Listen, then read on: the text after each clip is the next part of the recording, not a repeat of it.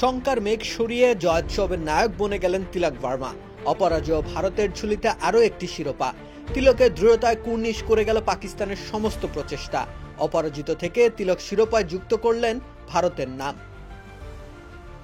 ভারতের শিরোপা হাতছাড়া হওয়ার একটা শঙ্কা জেগেছিল। টপ অর্ডারের ধুন্ধুমার শুরুর উপরই তো ছিল দলটা নির্ভরশীল। সেই টপ অর্ডার গুড়িয়ে গেল মাত্র 20 রানের মাথায়।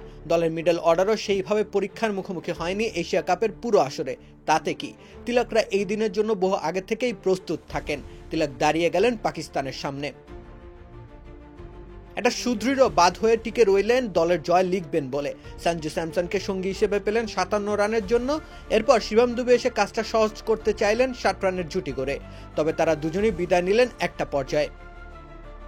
চকোলেট, কমলা আর লেবুর ক্রিমি স্বাদের এক অনন্য অভিজ্ঞতা। Ispahani Puffy Bite. শেষ ওভারে 10 রান প্রয়োজন। 50 বলে 60 রান করে অ্যাঙ্কারম্যান হয়ে দাঁড়িয়ে তিলক ভার্মা।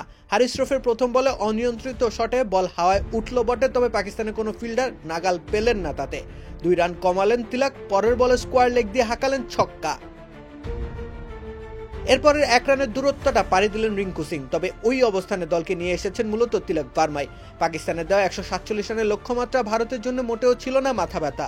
তবে শাহিন শাহ আফ্রিদি, ফাহিম আশরাফদের শুরুর আগ্রাসনে ভারতের কপালে ঘনীভূত হয়েছিল দুশ্চিন্তা।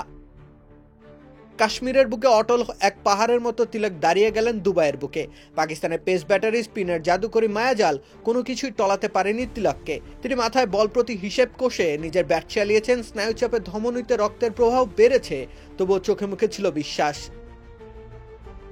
সেই বিশ্বাসে ভর দিয়ে জয়ের বন্দরে পৌঁছালো ভারত নামক রণতরী।